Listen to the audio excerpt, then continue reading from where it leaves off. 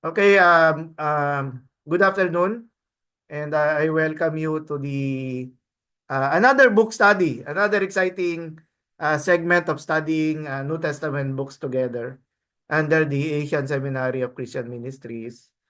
And so, with ASAM, this is my third book study presentation.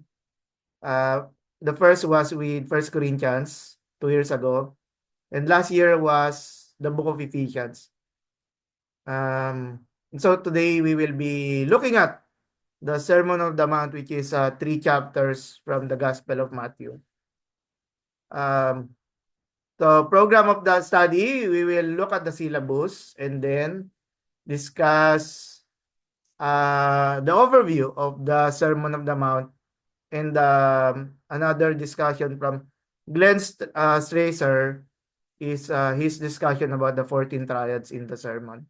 So allow me for the time being to present to you the syllabus. Uh,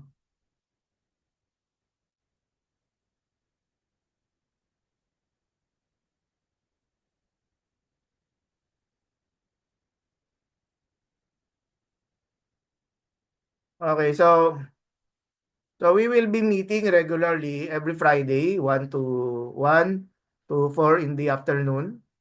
So today, January 24, marks the first day of classes. And allow me to read the description. The New Testament book study is an in-depth, wait, is an in-depth study of a particular book in the NT, or we should appropriately say a section of one of the books of the New Testament. The featured book for the semester is the Sermon on the Mount. So this course is an engagement of the key aspects of the book, such as the background, theology, Old Testament references, and themes of the Sermon on the Mount. So the class meets once, which is again every Friday for 3 hours. This is the course outline. So you will expect that we will discuss these passages each session, each Friday afternoon. And my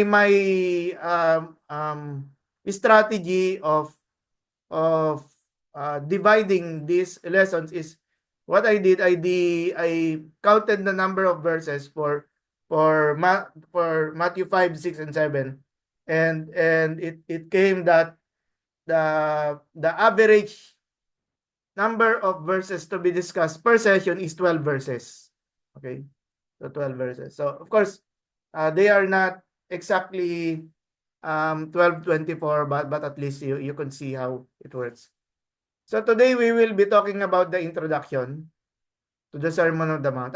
Before I go on, students will be given PowerPoint copies of the PowerPoint and links to the both to the videos and the reading requirements. Okay.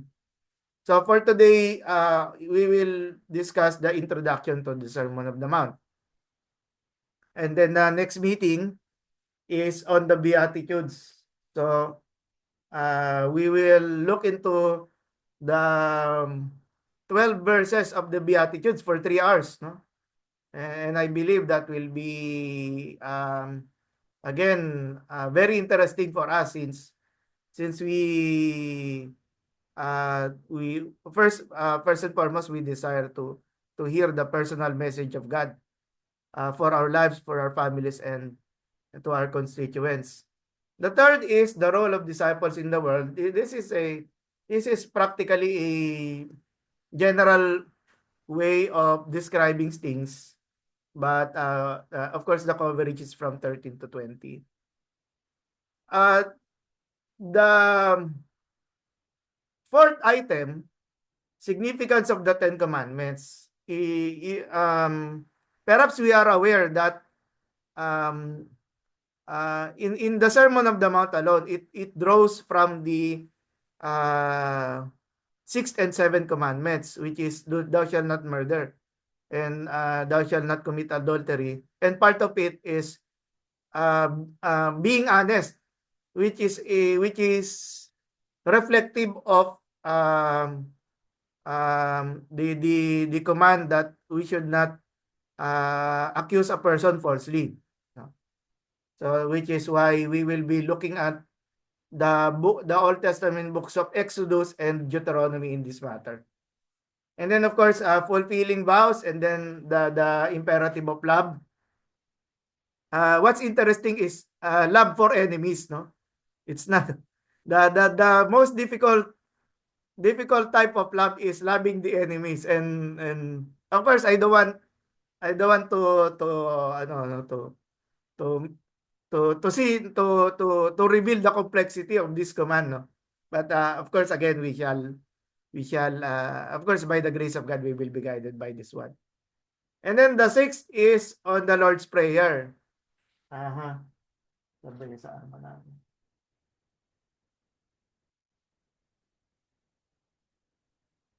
Anyway.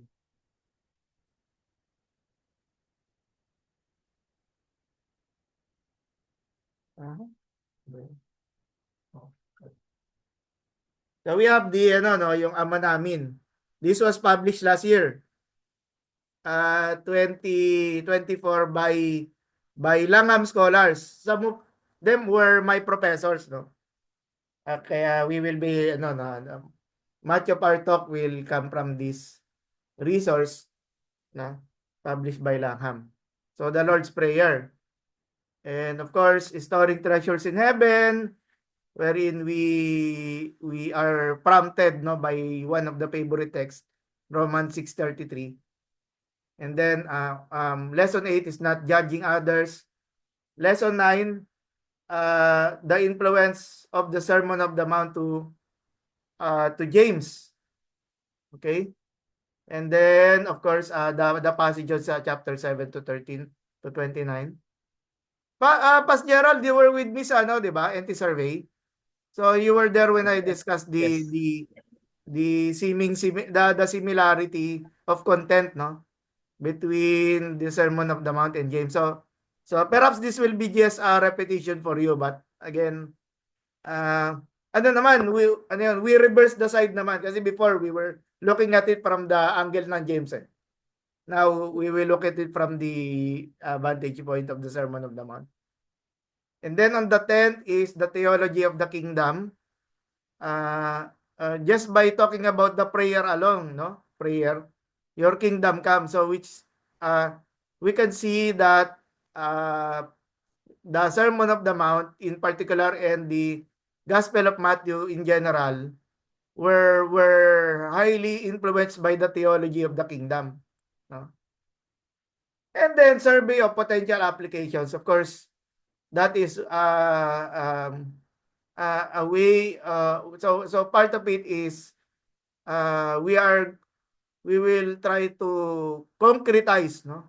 Concretize, or let's just say, how do we put these messages into actual practice, no? When I say actual is you really think of an actual person na like freshly hearing the message from God during a sermon. What are you going to do, di ba? So we will be looking at survey of potential applications. Eka. And then the course requirements, 10% lang yung attendance. No. Sorry. Hindi pala to attendance. So, wala palang points yung attendance, no? Wala. So, readings, it's just a reading log. So, I will be distributing yung journal articles na that of course I viewed as very useful. And then the bulk of the grading will be reflection papers. So for example, today, whatever devotional you can think of based from the portion of scripture that we discussed, no? So again, this is the students are encouraged to express themselves freely without hesitation or fear. In fact, if you could think of of course we do not want to name names in the reflection papers, no? Pero one practical, very practical experience that happened yun. It's really ano eh. For me, ah life-changing din yung ano eh, yung how I was influenced by some Pentecostal groups, no? Especially with regards to yung the role of experience in interpreting scripture, no? Ewan ko, Pas Eugene sa ATS, puro ano lang eh. Bawal yata yung experience eh, puro Bible.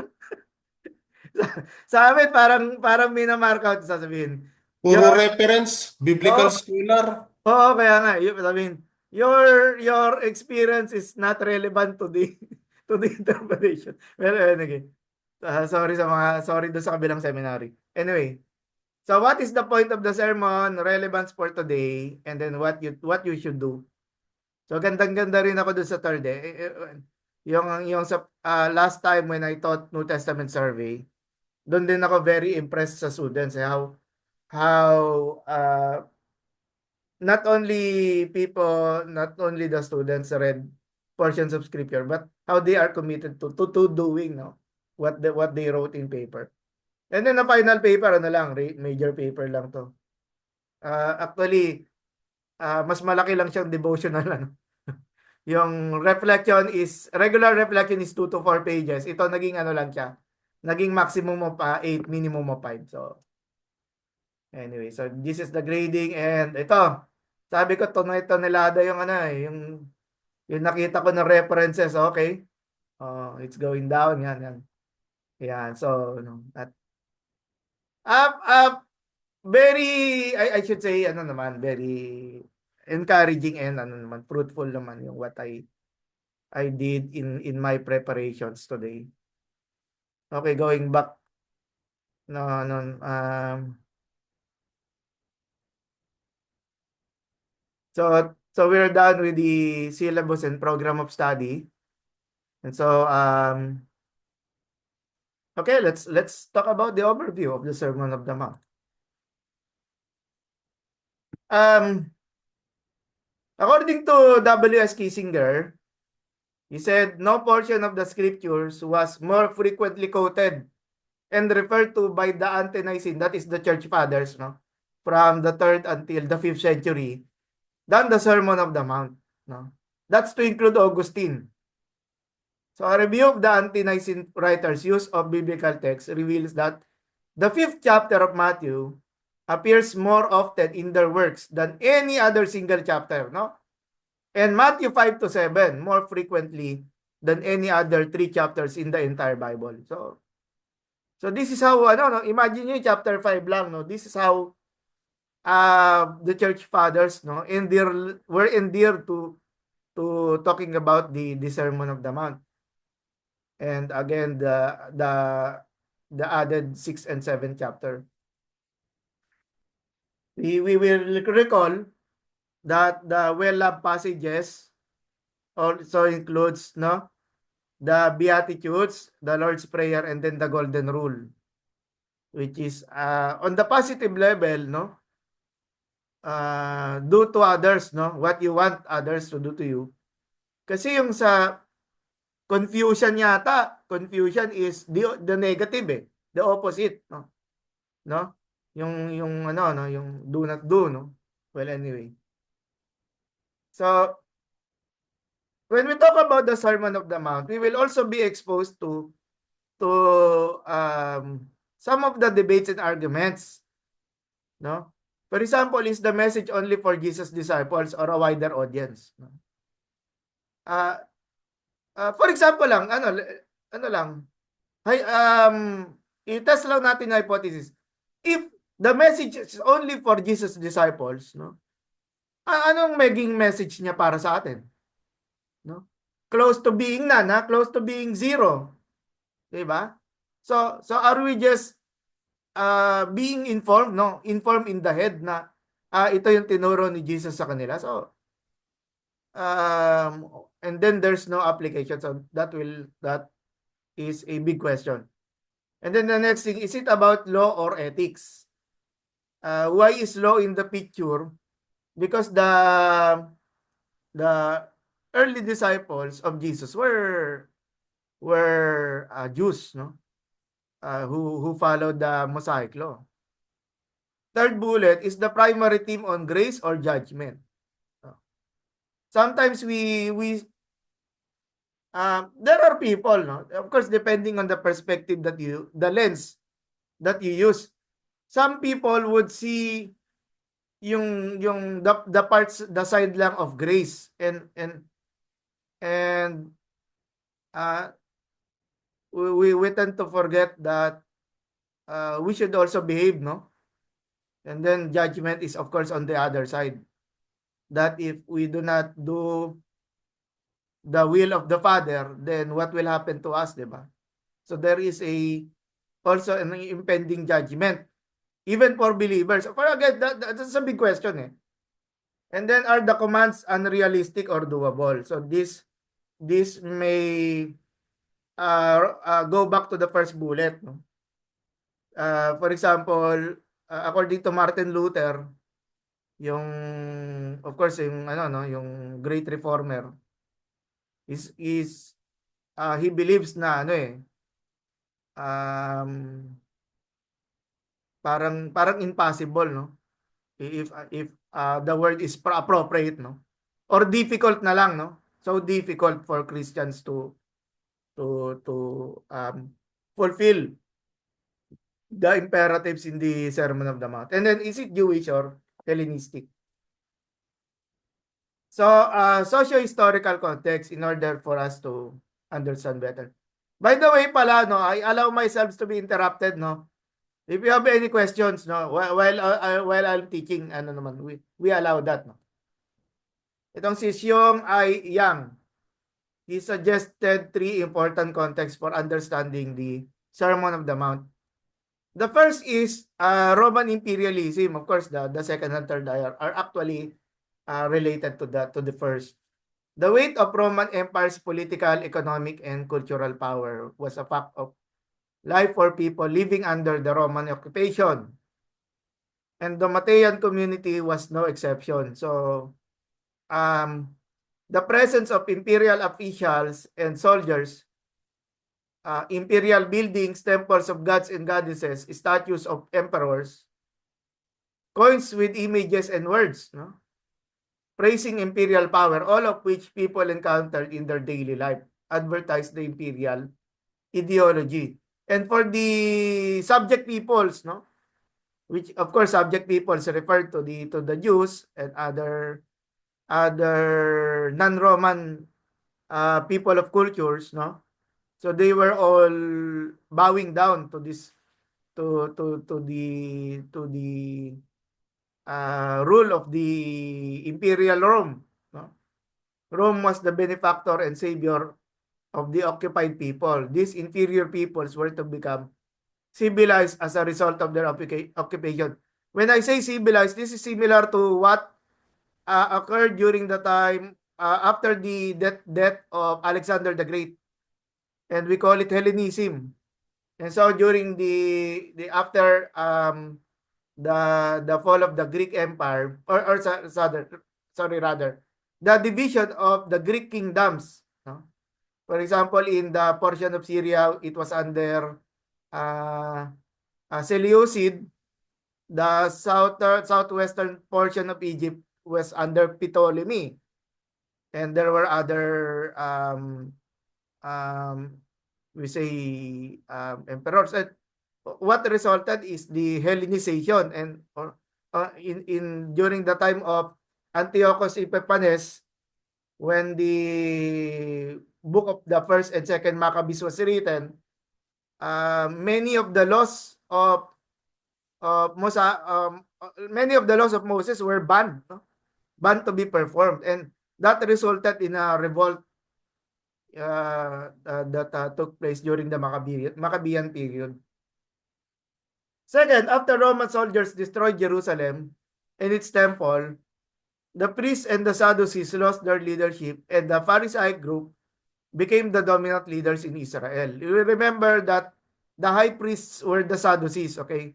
They were the ones controlling the temple. But what will be their rank and position if there's no temple? So the Pharisees stepped up, no? At the same time, several other Jewish groups, including the Mattean community, were competing to claim to be the true Israel, loyal to God in the process of reformulating Jewish identity. This was unlike the situation of the Book of James. Kasi sa Book of James, it was the author paints a portrait that the Christians were still in league with the synagogue, no, of the Jews. But here there is now the issue of conflict, no? So yung first point, pressure coming from the Roman Empire. Dito naman, pressure coming from their fellow Jews, no? And especially the dominant sect of the Pharisees. No? So the parting of the ways between Christianity and Judaism had not yet happened, which means according to this statement, potentially when the book of Matthew was written, the Christians were still considered as a Jewish sect. Okay. A sect like the Pharisees, Sadducees, and then yung followers of the way, if you will allow. So the Mattean community, yan, as a part of the formative Judaism, was in conflict with other Jews who did not Kuya believe Doc, can I Oh, ask a question? sige, Jin. What does it mean, Mattean community? Mattean community. Kasi we remember there are polling communities, no? Or we should say churches that were planted by Paul or sabihin natin, by Paul and his traveling companions. When you say polling community, usually naman Gentile territories yun eh. No? Kaya nga meron 30 letters. But when we talk about the Mattean community, the community of Jews, perhaps in Galilee, no? I'm just, pero pwede pa siguro wider audience. Galilee or a wider audience na group of Jews within Palestine, Within Palestine. Hindi sila in diaspora. Hindi sila yung Jews in Alexandria or Jews that were, yung living in the... So yung Mattean community, they were the original recipients of the Gospel of Matthew. Sila yung original. Okay. Kasi we are trying to establish yung big, 'di ba, yung big question, 'di ba? Is the Sermon about tayo ba we are to be included ba doon sa message nung author or naka-reserve lang ito para sa Mattean community? There's always this continuing argument eh. Sige. The third is about the urban setting exposed to various ethnicities. Siguro lang, when we talk about Galilee as a Roman province during the time of Jesus, there is a city within Galilee which is close to Capernaum. It's called Sepphoris, no? Sepphoris is a Greek city, and when we go back to the story of Jesus and his father, his foster father, si Joseph. Joseph was a carpenter. Okay? So, when you say carpenter, of course, where are the places when there are big construction projects? And to identify that, one of is Sepphoris, no? The city of Sepphoris. So it is possible that that Jesus also traveled together with Joseph, or perhaps Jesus himself was a carpenter, no? Who was exposed to yung the sense of an urban setting. This is to respond to the hypothesis that yung Galilee is very rural, no? Rural in its scope. Na para bang hindi tumadaan doon yung progress, no? On the opposite, actually, Galilee is very exposed to to Gentiles, no? Gentiles, Roman officials.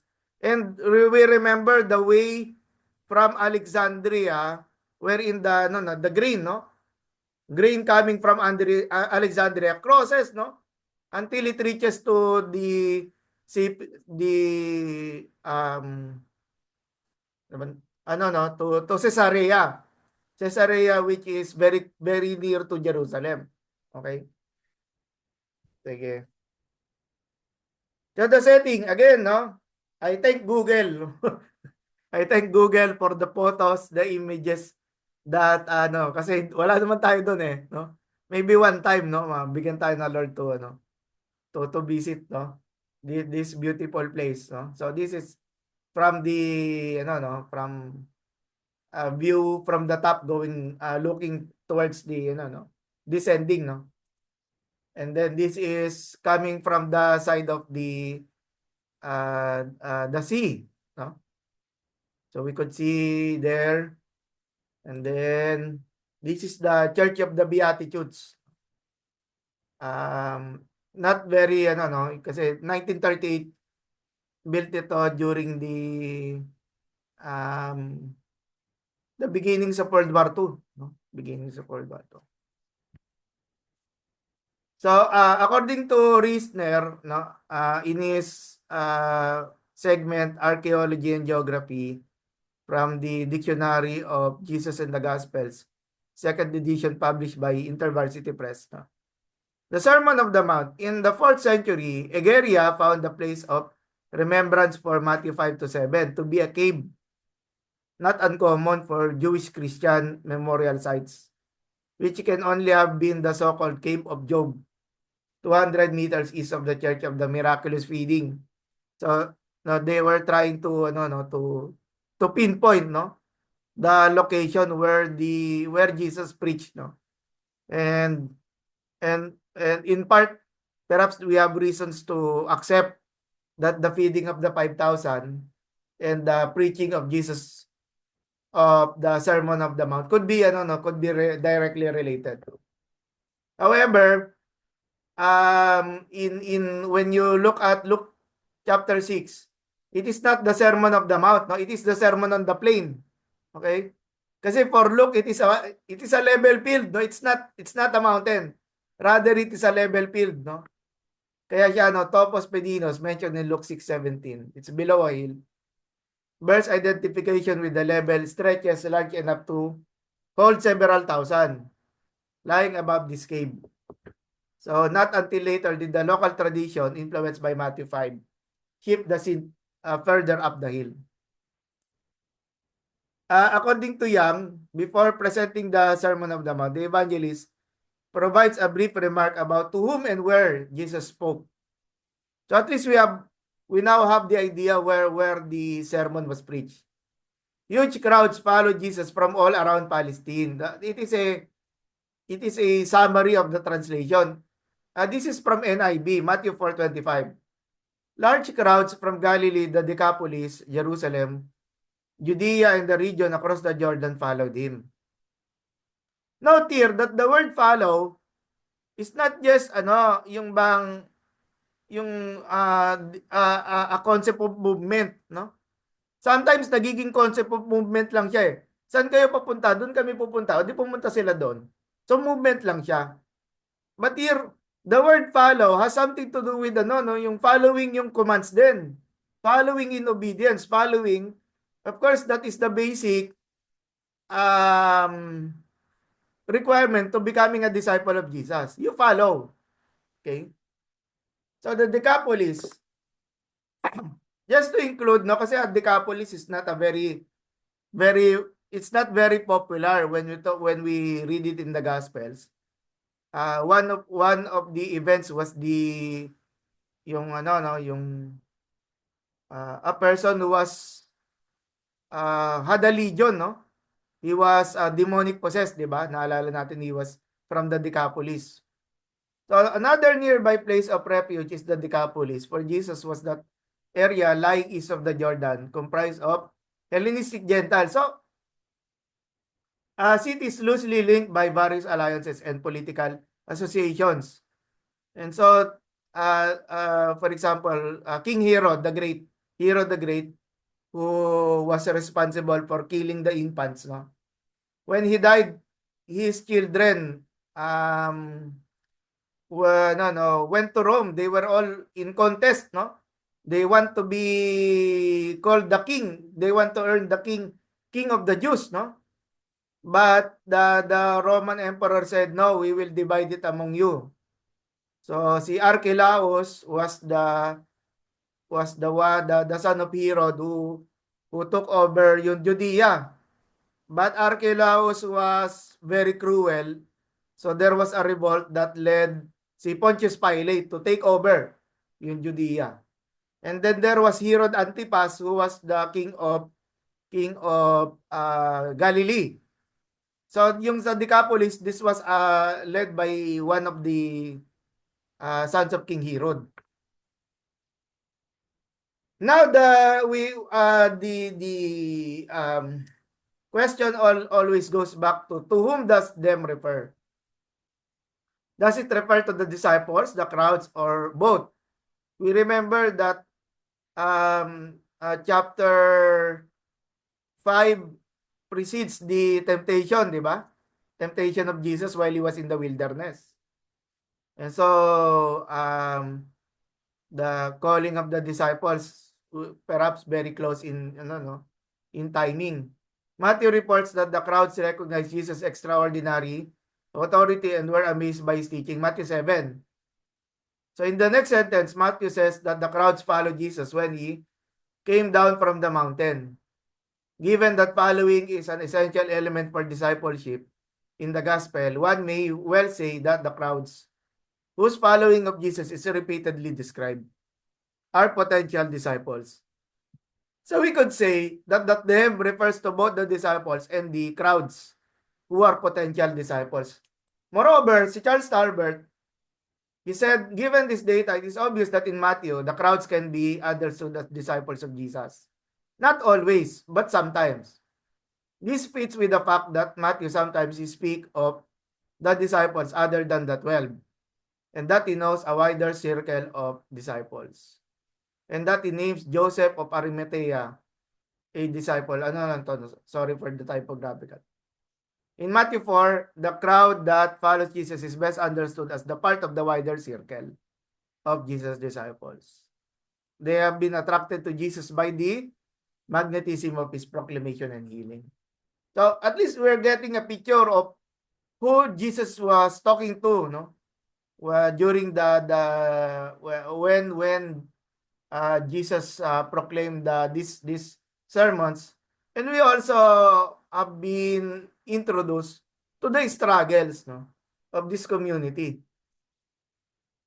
Jonathan Draper, Matthew narrates that Jesus relocated his residence to Capernaum on the seashore, in the regions of Zebulun and Naphtali, in order to fulfill the words spoken through Isaiah the prophet, namely the Galilee of the Gentiles would be honored, and that the people living in darkness would see a great light. And so, for Jonathan Draper, he's banking on the word Galilee of the Gentiles. No? And so, why is it important? Because in our survey books, no, we often think that the early recipients of the Gospel of Matthew were Jews. No? Well, we have reason to accept, no, that hypothesis. But the early church that going to the question ni Pastor Eugene a while ago, yung Matean, yung Matean community ba that also includes Gentiles? And the answer is yes. No? So we remember that Jesus, 'di ba, sa Great Commission, 'di ba, go and make disciples of all nations. So that commission informs or instructs the Jews that you should also be welcoming Gentiles, no, to the kingdom of God. So hindi yung magpo-proselyte lang or you look for the Jews in other places and preach to them but not to the Gentiles, no. So meaning to say, Kuya Doc, yung pala, yung nasa, nung iangat si Jesus Christ, babalik na sa may mga Gentiles din doon, no? Kasi kasama sa disciples niya. Likely. Pero of course, we had the problem doon sa Acts, yung kay Peter, di ba? Yung kay Peter, yung problem niya doon is yung kay Kay Cornelius, di ba? Cornelius. Kay Cornelius, he said that he does not enter the homes of the Gentiles.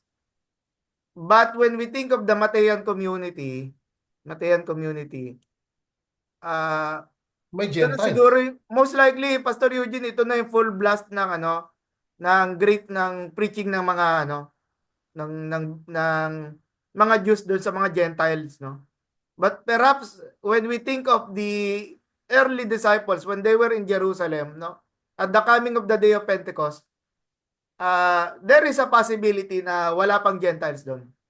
And we go back doon sa gospel proclamation ni Jesus, both also in the Gospel of Luke, that you preach to the lost sheep of Israel, di ba? Kasi, di ba, mayroong record sa Bible na pinagaling niya yung isang babae, yung Hmm. na hindi naman siya Oh, yung sa Syrophoenician Jews. woman. Oh. Pero, anong nangyari doon? Hmm. Possible na naging believers din siya, naging Hmm. disciples din siya. Oo. And yung sa Samaritan woman, Hmm. sa bagay, mga Ang Hudyo, ang half ang, ang difficult part kasi nito, Pas Eugene and Pas Gerald, is yung how they congregate together, no? Eh, again, when you look at Galilee, no? Si ano nga, si who was that? Si Nathanael yata yun. Sabi na yun sa Gospel. John chapter 1. Sabi, we have found the Messiah, no? He is speaking din, sabi ni Nathanael. Can anything good come from Galilee, di ba? Hmm. Can anything good come from Galilee? So that is part of the Judeans, no? Yung sa Judeans that they look down. So ano, we have no, Cherin. It's almost 2 o'clock. Halos kulang pa.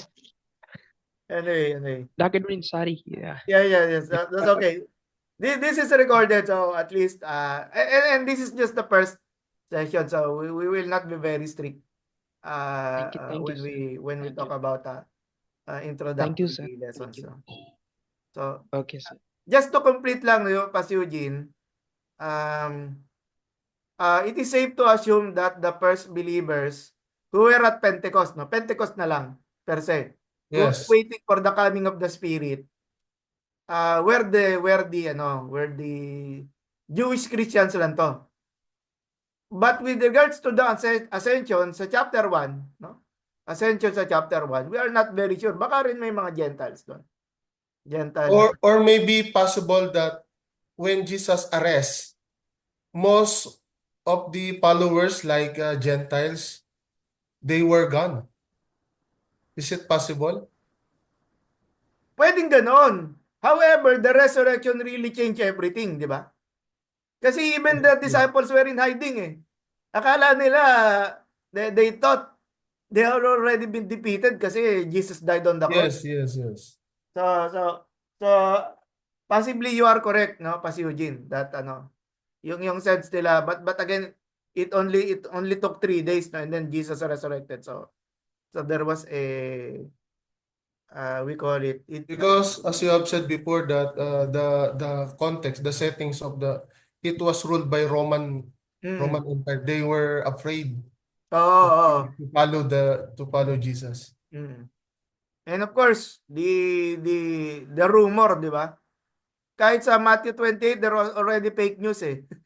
Yung di ba, that the disciples of Jesus stole the body, di ba? That was the Yeah. one circulating in order to protect yung mga Roman official because I think they are punishable by death eh, yung Roman soldiers who were guarding the tomb, given that uh, the one they are guarding proclaiming himself as a king, di ba? King of the Jews. And then why did you allow the king of the Jews, the body of the king of the Jews to anyway. But again, thank you, no, kasi it's important to really get a grasp, no, of who Jesus was conversing, what were their issues, no, what were their issues, and how Jesus need to impart, no, yung knowledge na to. Okay. The mountain motif. Okay, di ba sermon, mountain. Okay, let's talk about the mountain. In Matthew's Gospel, mountain is an important motif. That also includes Matthew 17:1 and then 28:6. Again, yung sa 28, it was also in the mountain when Jesus proclaimed the Great Commission, di ba? Always on a high level land, no? High level plane. So it is on the mountain that Jesus reveals his identity in the Transfiguration, Matthew 17:1. So that's a different mountain, no? They call it the Mount of Transfiguration. And that's the reason Jesus commissions his 11 disciples to make disciples of all the world. This is in reminiscent of sa Old Testament.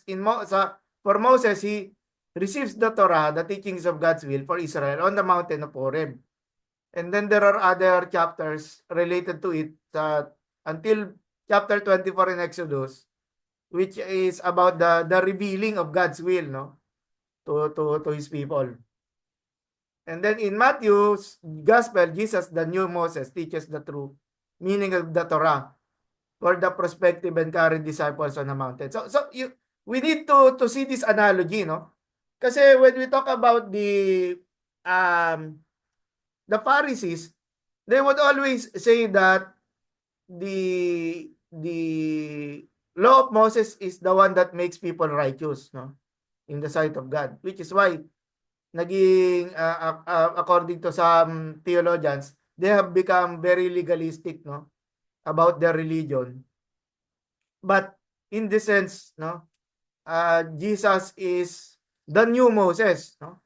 If you go back do sa Matthew, what was that, 21, yun sa triumphal entry.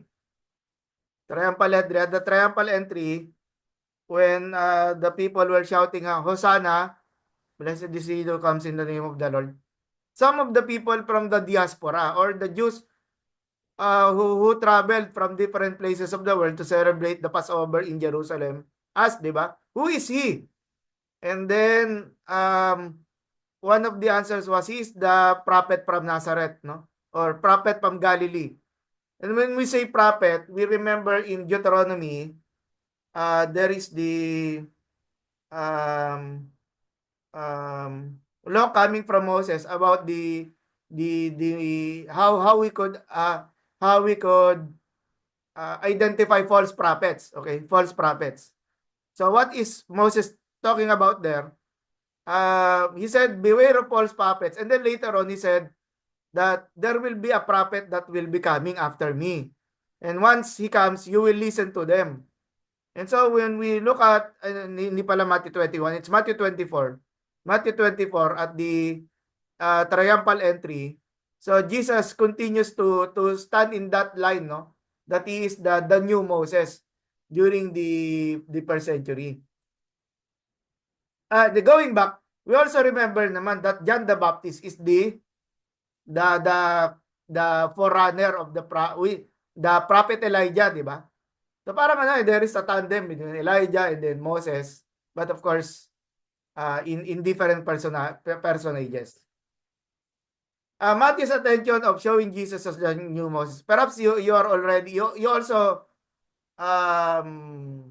notice, no, that Matthew is trying to relate the experiences of Jesus with the experiences of course even David, no? David as the Davidic king in the genealogy, it goes back to Abraham, and then the role of Moses. So Moses, like Moses, Jesus escaped the killing of young boys. And then the sermon preceded after the temptation of 40 days in the wilderness, which is again yung number 40, and then the role of fasting, di ba? And prayer. Moses went up to Sinai for the 10 commandments while Jesus gave the new law to his followers. Okay? And then like Moses, Jesus also showed miraculous signs and wonders. Mountain motif. These are also three major themes of the Sermon of the Mount, no? The first, the good news of the kingdom of God to the marginalized. So the poor, the afflicted, even the blind, no? Even the lame who were brought to Jesus, and even those who are dying, no? So those who suffer from the absence of righteousness. And then second, the expectation that these marginalized are to pursue righteousness as the role models of the members befitting God's kingdom. So imagine, no, that we talk about the context, it is under Roman imperial persecution and pressure. The second bullet was the pressure coming from their fellow Jews within Judaism who did not believe in Jesus. And so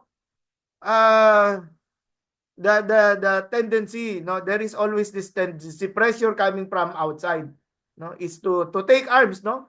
You fight, no, you fight them.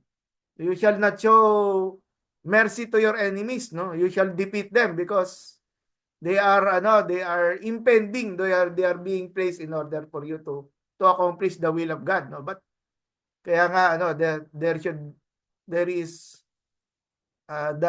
yung presentation, of course, of Jesus from Isaiah, that he is the Prince of Peace, di ba? Yan. He shall be called Wonderful Counselor, di ba? Mighty God, Everlasting Father, and the Prince of Peace. So punong-puno yung of course, when we talk about peace, I know we are moving ahead, no, kasi sa Beatitudes dapat ito. When we talk of peace, that is the shalom coming from God. It is really not worrying about anything, no. It's by that God will feed you, God will protect you, no. So you really need not to worry about anything, no. So ayun yung important tips that we see. Now, of course, coverage, Matthew chapters 5 to 7. And then, as I was saying a while ago, no, yung Luke, kalahating chapter lang, is just half of the chapter. Not even half, no?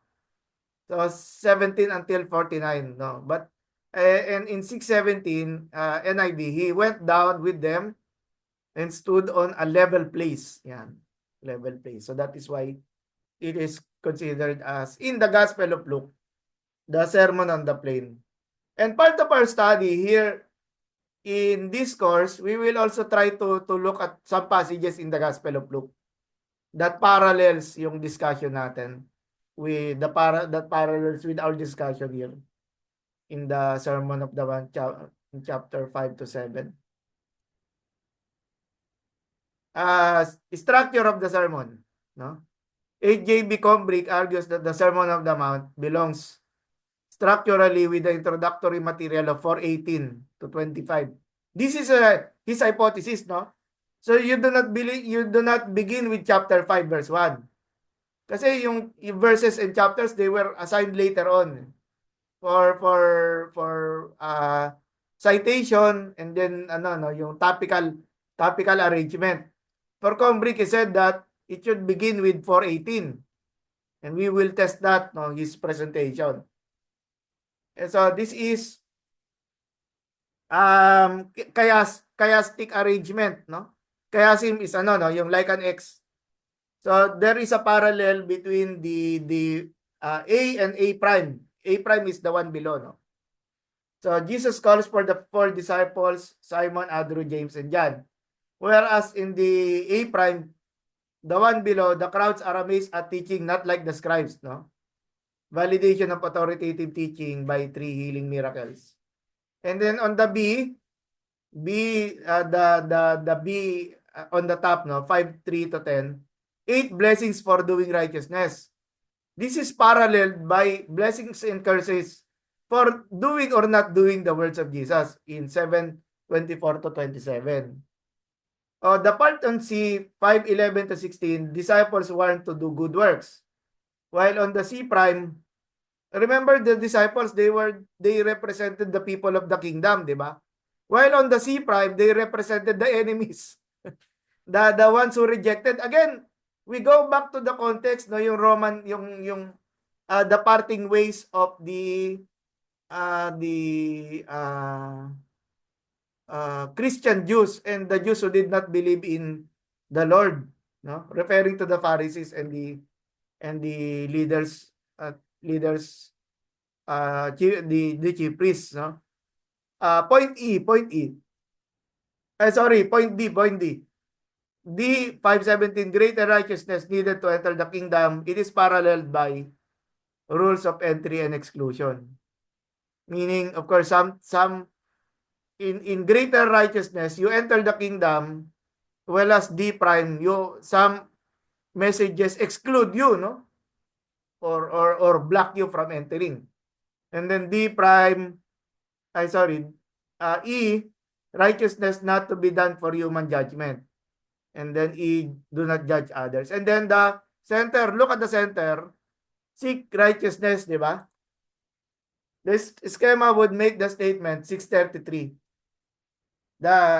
Again, this is according to Cobrink, no? The center of his statement is 633. Seek his first is righteousness in his kingdom, and all these things will be added to you. So again, you will have a copy, no? So I know if you are taking notes, maganda na rin, you also have the entire PowerPoint in view. So Cobrink links this whole section in ring composition with the fifth discourse, 23, 1 to 25, verse 46, which concerns judgment on the religious leaders of Israel, no? False prophets and the coming of the kingdom. So we see, no, that this particular theme of the rejection, or we should say the polemic against the religious leaders of the Jews, were already beginning, no, in the Sermon of the Mount. No? There is already a working rejection, no, of the people misleading the people, or this group of people or elites, no, who are misleading the people. This would indicate that the sermon represents authoritative teaching entrusted to the authorized leaders. The four, Peter, James, John, and Andrew, against false authority and teaching and false prophecy, which are liable to judgment. 14 triads in the Sermon on the Mount. So triads is 3 lines, but I will explain this in this presentation. This is from Glenn Stassen. So for Stassen, the first member of each triad, so there are 14 for him. And remember, 14 are 2 sevens, no? And if we go back dun sa genealogy of Jesus, he is fond of the number 14. Yung mga 14 generations, no? So there is some editorial or intentional use of the number here, no? Okay. So for Stassen, the first member of each triad. So a triad, no? First line, second line, third line. Okay. So the first line, traditional righteousness, or how righteousness is understood within the greater within the wider Judaism Jewish community. The second member is the diagnosis of the vicious cycle, showing that there is a seeming problem, no? Seeming problem to the practice of the first. Okay? And then there is also a contained consequence to the second member. Now the third, kaya nga siya triad, this is why it's called the triad. The third member is a transforming initiative that points the way to deliverance from the vicious cycle. In other words, the third line to the triad is the actual message, or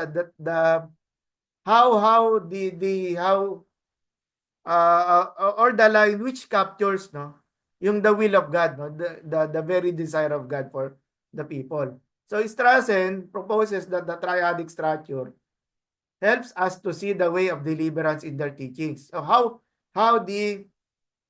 each triad is being presented to its hearers, no? On their basis in grace, their participation in the good news of the breakthrough of the reign of God. As is usual in triads, the emphasis is on the third member, not on the second. Okay. In fact, yung second nagpapakita nga ng problem. Now let's go over to an example of one triad, the first triad here, no? Sorry.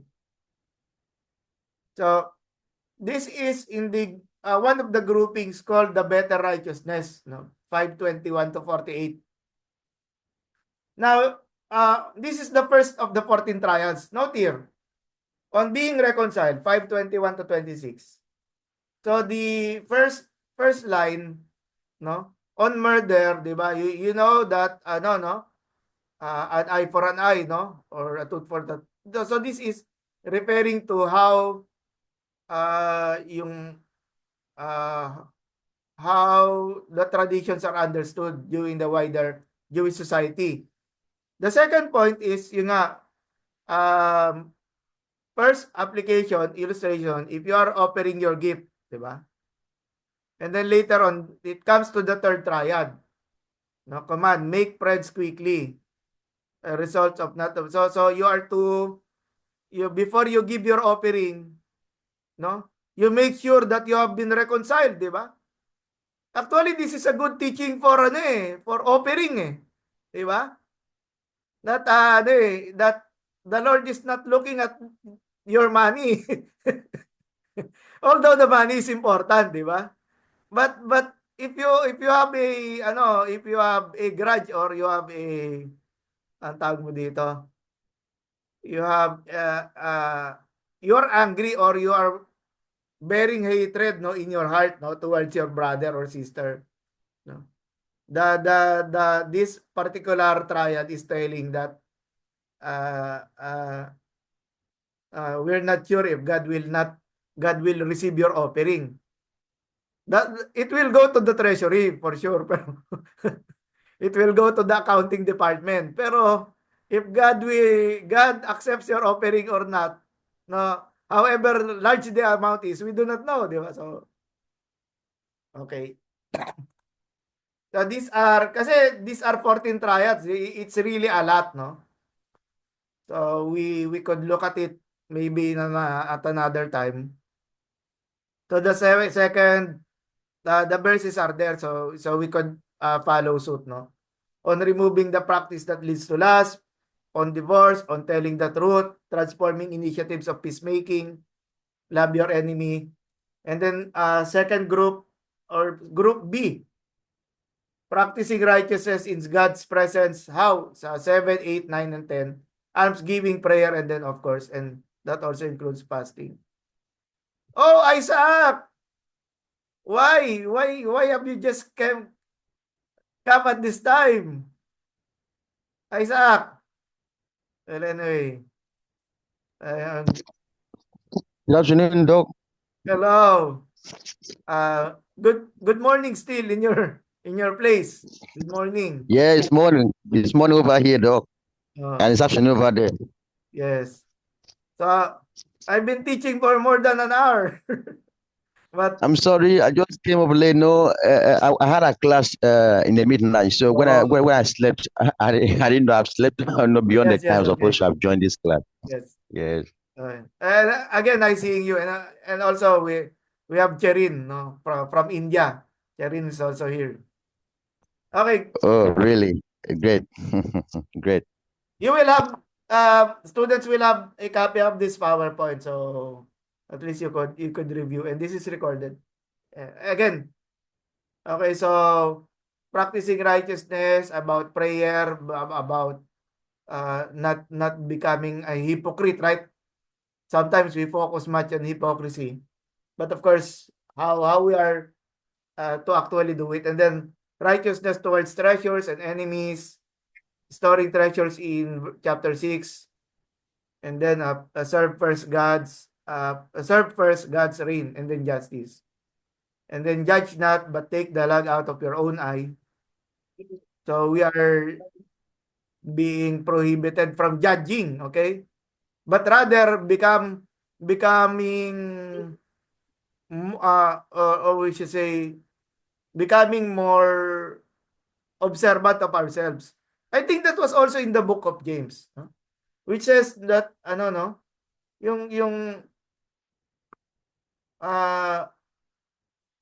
sorry, I was reminded of verse from a Pauline from the Pauline letters, no? Which says that if you judge yourself more strictly, that has something to do with being qualified to do in the ministry. Well, anyway, And then 14, the last of the 14 triads is place your trust not on Gentile dogs but in our Father God. 7, 6, 12. Okay. Okay. Sorry. No? May question ka, Pas Gerald? Yeah, actually, I just would like to ask lang, is there some other author who saw these 14 triads when you were researching? Meron ba bang ibang nagbigay na Well, just right same now, view? si Glenn Stacy yung ano eh. Yung ano? What I mean, he was the we could say innovator. But your question was other. So the in that journal article, there were others who framed, but they did not agree with, or perhaps Glenn Stacy was able to organize no in this way. Kasi I just remembered Hmm. na whenever there's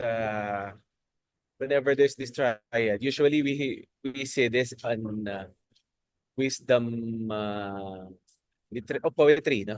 On Hmm. poetry, Hmm. di ba? On some like that. So pas I would like to somehow agree in the terms that kasi it's although it's a narrative, sermon of the Mount is narrative, but then Jesus is trying to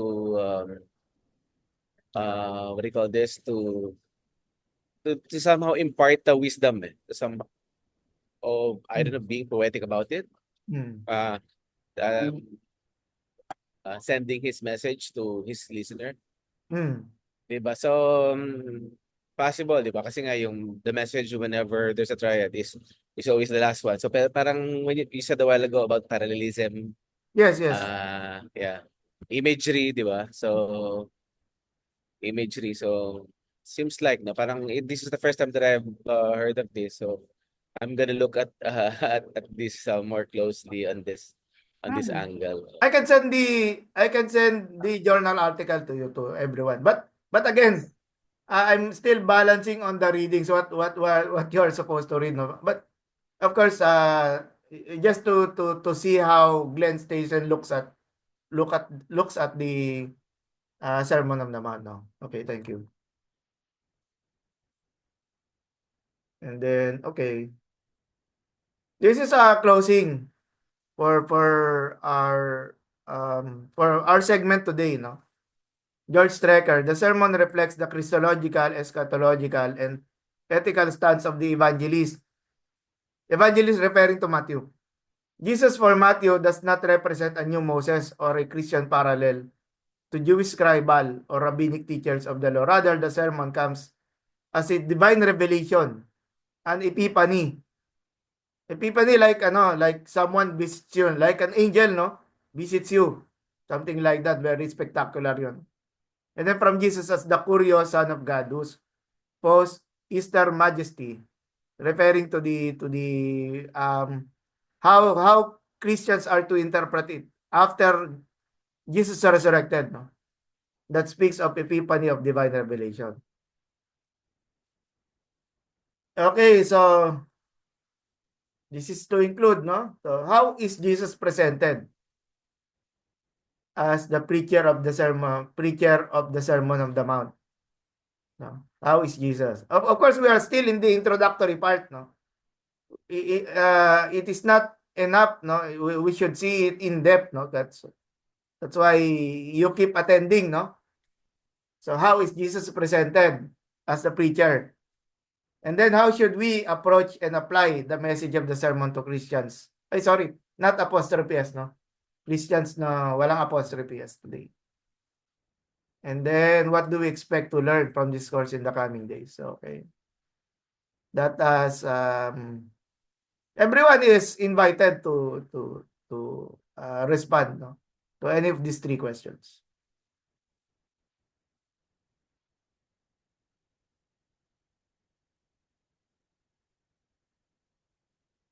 Siguro while you're thinking, no, I recall Revelation chapter 1, no?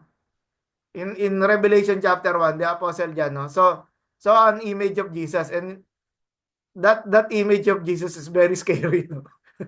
Very scary. Kasi baka I come here, I'm now here to judge the world, no? Very very scary yung appearance. Kasi John, he fell down, no, on his feet because of his experience, no? Anyway. How about you? This is a different, no? That's not the same portrait here. That's what we can find here.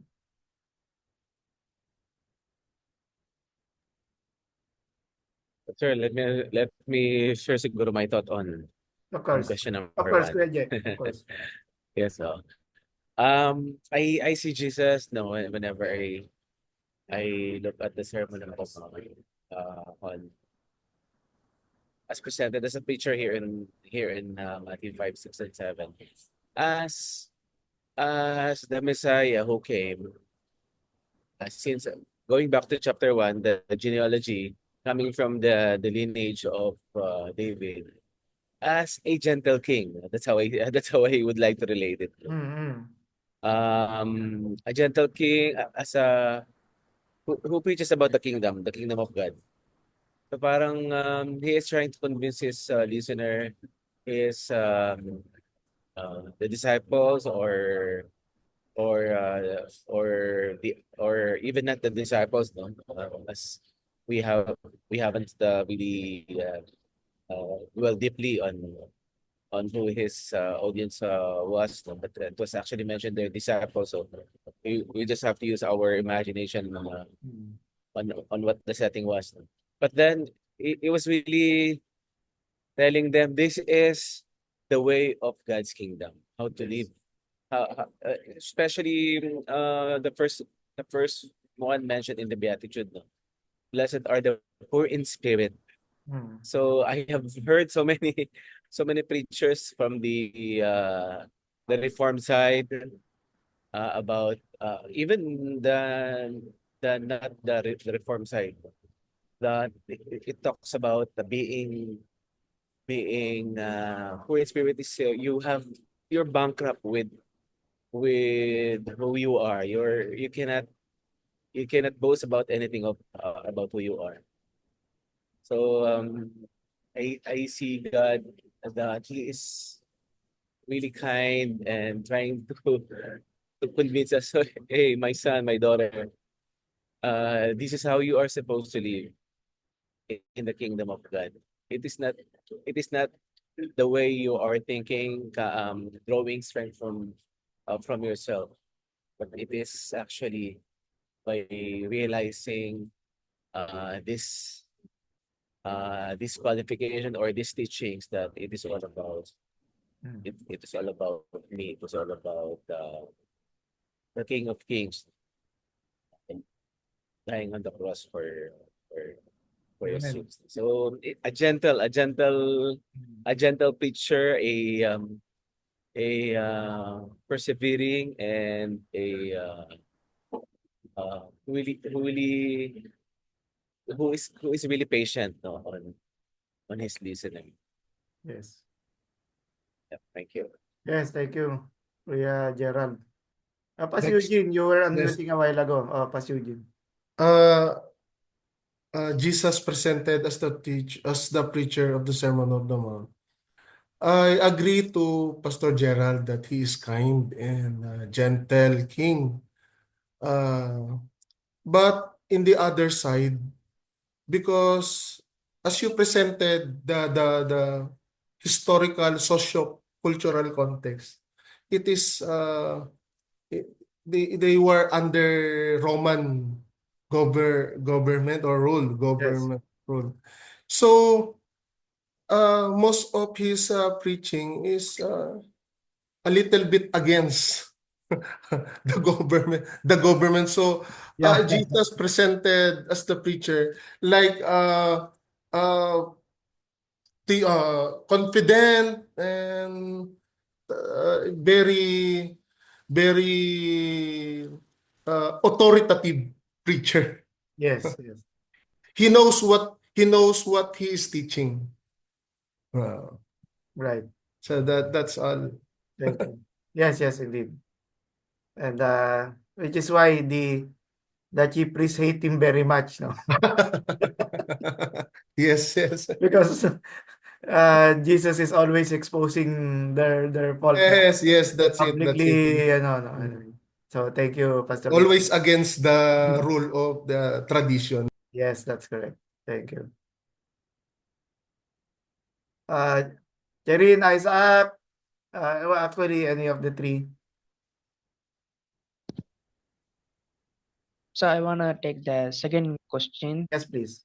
How should we as a Christians approach and apply the message of the sermon to Christians today?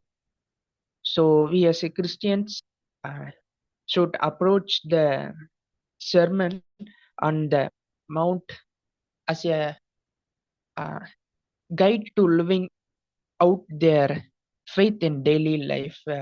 So the sermon provides a blueprint for discipleship and emphasizing humanity, love, forgiveness. So it's called for personal transformation, like we as a Christians are challenged to cultivate inward righteousness. And second, practical application. Yes. The principle of love for enemies, and we can see in Matthew chapter 5.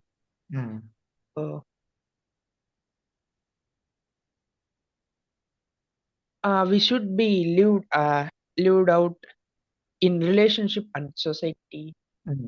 That's it, sir. Thank you. What I wanted about what Pastor Rin mentioned, inward righteousness. Okay. The righteousness that occurs in the heart of the person. Okay. So we can move with the third question. What do you expect? It's thrown for everyone. Pastor Eugene. I expect that I learn more about why Jesus teaching about those teaching in the Sermon of the Mount. And I want to learn more about the gold in that sermon. Yes. Okay. That's Thank it. you, Thank you, Pastor Eugene. Right. Pastor Gerald. Number 3. Actually, I'm really excited now when after learning that we'll be looking at the Sermon on the Mount. Because I'm really guilty about I have realized this for quite some time now. I'm guilty about not really dwelling so much on the Gospels. parang we have I myself I focus so much on the writings of the Apostle Paul, the other epistles,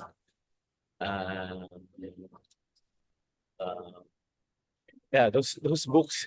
Pero I have realized lately that though we have been reading the Gospels, pero the in-depth study or probably this kind of focus that we'll be doing and this course to really make me think to focus more on on the Lord Jesus Christ teaching on what happened to him. Amen. I don't probably I don't know why. Probably it's I'm just thinking this to myself.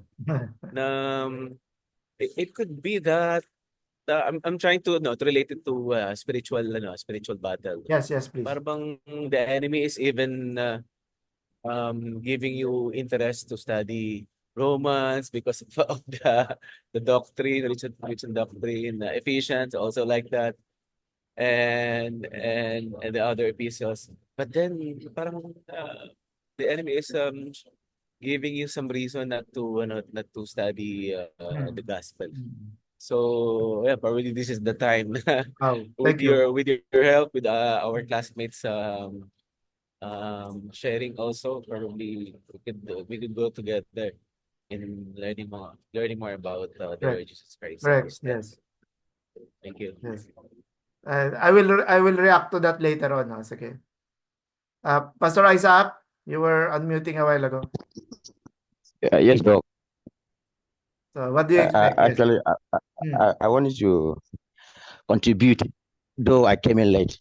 I just wanted to contribute. I saw the question that says, how is Jesus represented as Yes, the yes, preacher please. of Go this on. sermon Go on.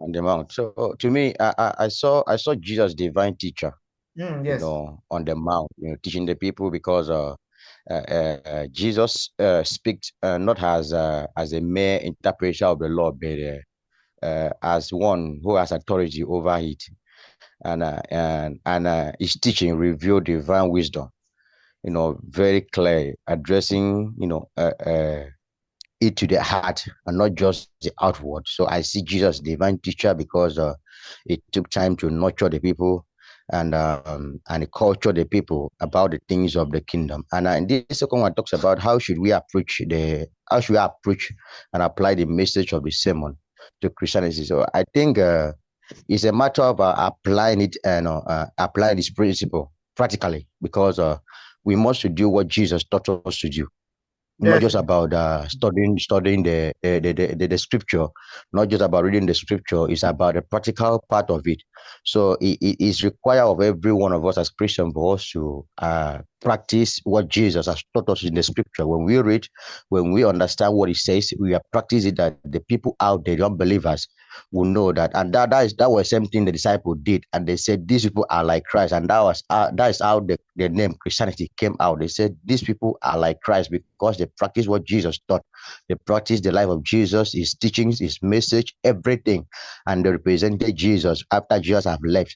And the world recognized them, and they said these people are like Christ.